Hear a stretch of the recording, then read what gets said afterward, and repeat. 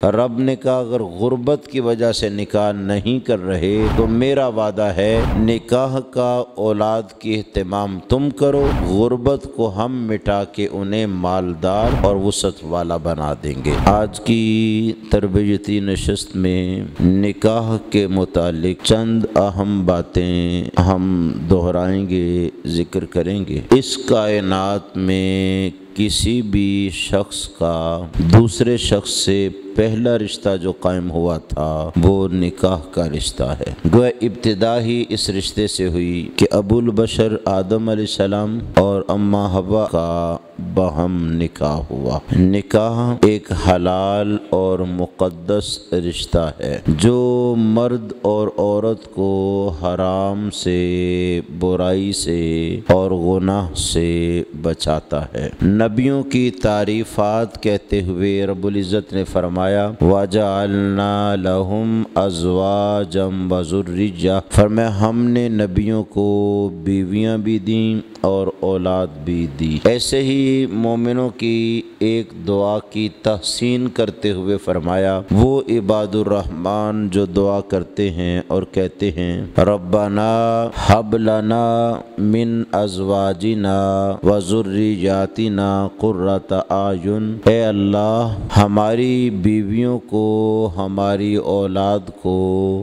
ہماری آنکھوں کی ٹھنڈک بنانا، راحت کا باعث بنانا، اور اسے تحسین کے طور پر بیان فرمایا ہے۔ سورہ نور سے آیت نمبر 32 جو آج کی گفتگو کے لیے میں نے پڑھی، اس میں حکم ربانی ہے وَأَنْكِحُوا الْأَيَامَ مِنْكُمْ، اپنے بے نکاحوں کے نکاح کرو۔ ایامہ ایم کی جمع ہے اور مشہور معنی اس کا بچیوں یا عورتوں کے لیے ہے، لیکن اس کا اصل معنی دونوں کے لیے ہے، لڑکا ہو یا لڑکی ہو، کموارے ہیں، بے نکاح ہیں اور نکاح کی استطاعت رکھتے ہیں، اس عمر کو پہنچ گئے ہیں، تو اللہ تعالیٰ کا حکم ہے کہ ان کا نکاح کرو۔ وَالصَّالِحِينَ مِنْ عِبَادِكُمْ وَإِمَائِكُمْ، اپنے غلاموں اور باندیوں میں سے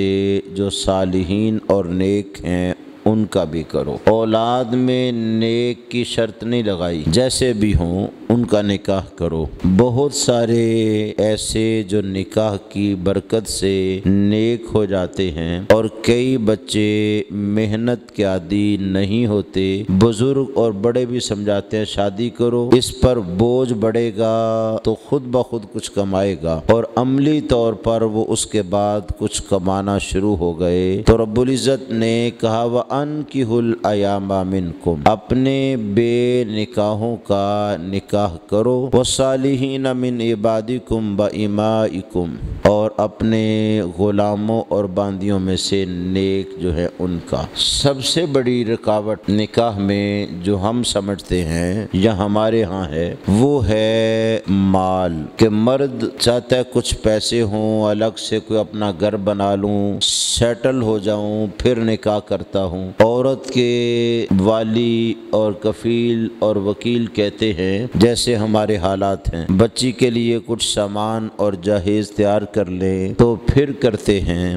رب العزت جل وعلا نے کہا ان یکونوا فقراء، یہ آیہ مبارکہ ہے، اسرائیلی روایت نہیں ہے، فرمایا اگر وہ بچے اور بچیاں نادار ہیں، مالی طور پر کمزور ہیں، تم ان کا نکاح کرو، یغنہم اللہ من فضلہ، اللہ اپنے فضل سے انہیں مالدار اور وسعت والا بھی کر دے گا۔ نکاح کی برکت سے مال میں بھی وسعت پیدا ہو جائے گا، اچھا روزگار میسر آ جائے گا۔ آپ عمومی طور پر دیکھیے اکیلا آدمی محسوس کر رہا ہوتا ہے کہ اپنا گزر بسر مشکل ہے، اور جب وہ نکاح کر لیتا ہے، بیوی آ جاتی ہے تو اس کے اخراجات بھی اٹھا لیتا ہے، اللہ اسے اولاد سے سرفراز کرتا ہے تو برکت ہوتی ہے مال میں، اس کے اخراجات بھی چلتے ہیں اور یہ نظام چلتا ہے۔ رب نے کہا اگر غربت کی وجہ سے نکاح نہیں کر رہے تو میرا وعدہ ہے نکاح کا اولاد کی اہتمام تم کرو، غربت کو ہم مٹا